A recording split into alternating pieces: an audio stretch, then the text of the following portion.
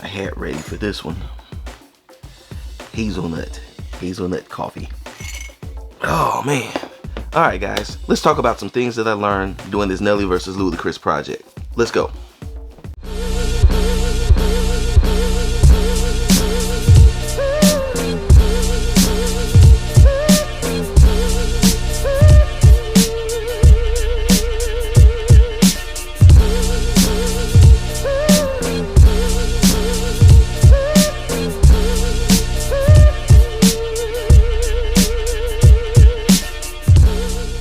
What's up guys, it's your boy DKG72 and I'm back with another video, and this video is about 5 things that I learned while working on this Nelly versus Ludacris project. Now this is part 2. If you saw the first video yesterday, you saw me draw Nelly, and in this video you're also going to see me draw Ludacris, but I'm also going to talk about some of the things that I learned working through this process and things that I'm going to be utilizing later on to make the process a lot better for me. Let's get right into it.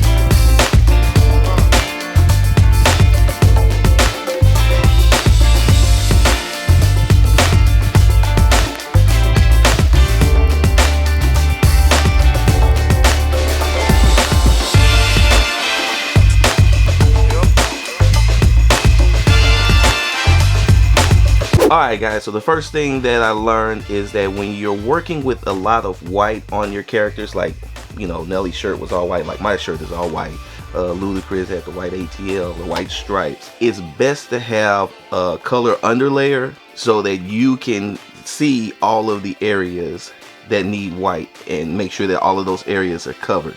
Remember one of the first projects I worked on, it had a lot of white areas, and I was going to put a nice blue shade on it, but I kept missing just so many areas. It was just frustrating because I would take it into Photoshop and I'd be like, oh my god, it's not there. So then I have to go back into Illustrator and recolor. All of that can be taken care of if you just put a solid layer of color under, not like black or anything like that. You got to do like I think with Nelly I did a gray, and with Ludacris I did like a reddish color, which really works because now I can see all those areas and make sure that they're covered in the right amount of white, and then I can even put my blue shadow on there and it looks great. So that actually is going to save you time, that actually is going to keep you from having to go back and forth, and it's going to save you a lot of frustration. That's what we want to do as artists, is save time and frustration.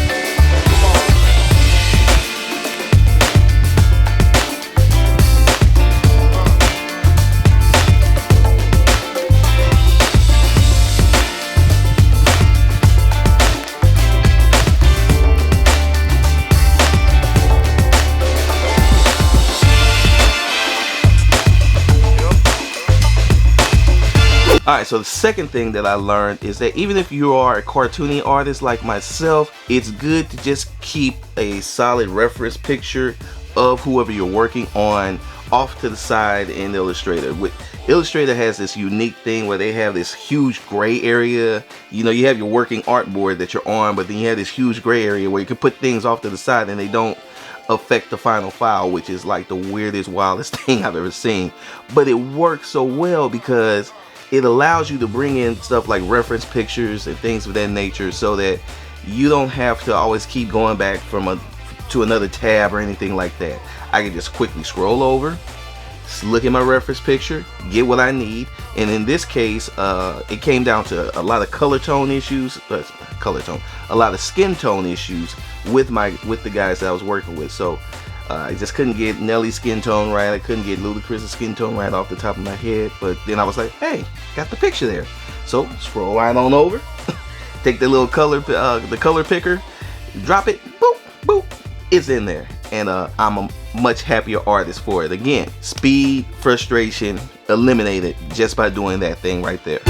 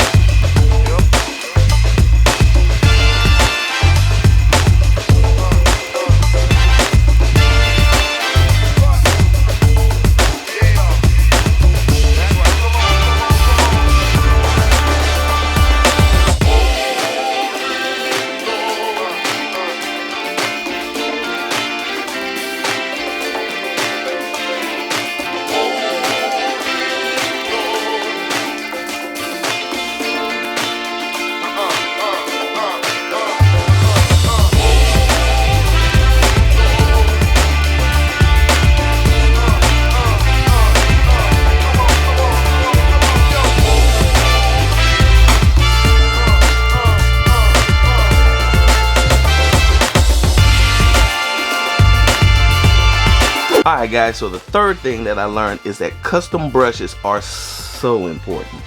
Let's not even mince words. Custom brushes, of course, are what are going to make or break your artwork. Now, there's some guys, they don't want to do the make brush things. I understand that. Well, find some artists that have some brushes or the brush packs. They're selling them all over the place and they're normally pretty affordable. So find an artist that you like. If they're selling a brush pack for Illustrator, get it. But I think the better route to go is to actually create your own brush. It's an easy process and it's something that'll be way more unique to you as an artist and will help with the unique look that you're trying to achieve. One of the things that I've learned is that the brushes that I like the most were created when I was working on my Gun Bunny logo project, and that brush, I've been using it the most lately, and that's one of the reasons why the lines look the way they do on Nelly versus Ludacris, and why they just seem so full and just so lively. It really matters if you're making your own brushes. So it's so important. Make your own brush and you will be a much happier person. But if you don't want to make a brush, go get a brush, because custom brushes are the best way to go. Don't use the brushes that are in. It'll just be ugly. So get a custom brush, make a custom brush, get a custom brush, no matter what. Alright guys, so the fourth thing that I learned, and this is something I had to learn the hard way, and it reared its ugly head when I was doing the editing process for these videos. You got to keep your time in mind when you're working on these projects. Time is of the essence. Overall, the project took maybe 6 hours, 3 hours per character, but that may have been a little bit too long. And one of the reasons why I say that is because I know for a fact I got a little too caught up in the weeds working with the pencil tool. So if you don't know, when I'm actually coloring the project, I color with the pencil tool, and basically you just use the pencil tool to outline the area and that area becomes an object, and then and you fill in whatever color that you want. Easy peasy, except sometimes you don't get the outline exactly perfect. Some things got to be tweaked, moved, tweaked, this, that, and the other.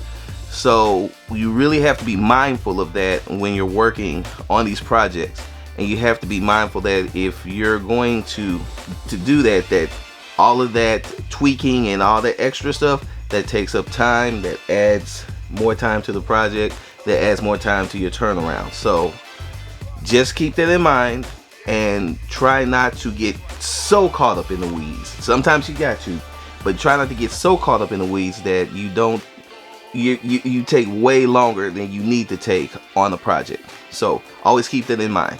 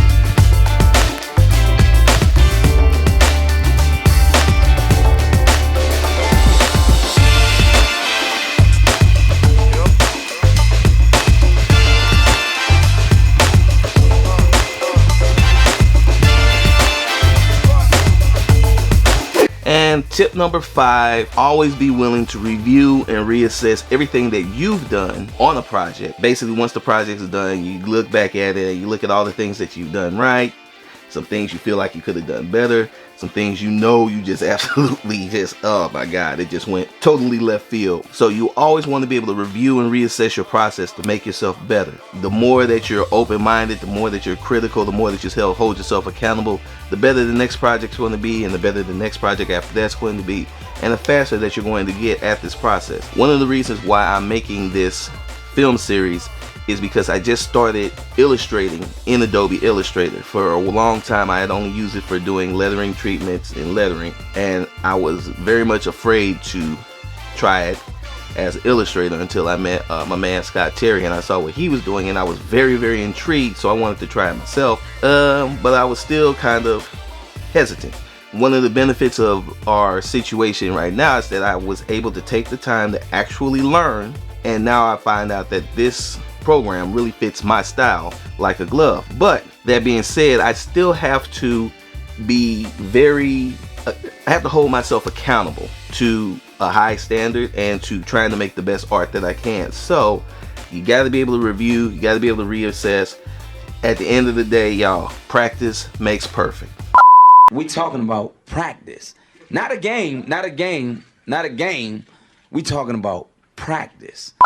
Alright guys, I hope you enjoyed this video, and if you did, please go ahead and hit that thumbs up button and share this all over the internet. Now if you're new here, I'd just like to say, hey, what's up? And I would love for you guys to go ahead and subscribe to the channel. Now everybody, new subscribers, old subscribers, hit the bell icon. That's going to let you know when I post up a new video, so you don't have to worry about finding out any other way. If you guys want to get in touch with me, I'm available on Instagram and Twitter at DKG72. And if you really want to follow me on my Facebook fan page or even on TikTok, that's David Gordon72. Now if you guys really like what's going on with the channel, go ahead and head over to Patreon. The link is in the description below, and choose a cheer and you know, support a brother. Help help this keep going. Once again, had a lot of fun doing this project, and I learned a lot, and I'm going to keep learning. This new journey that I'm on illustrating in Adobe Illustrator is just wild. So on that note, guys, I will holler at y'all next video. Peace.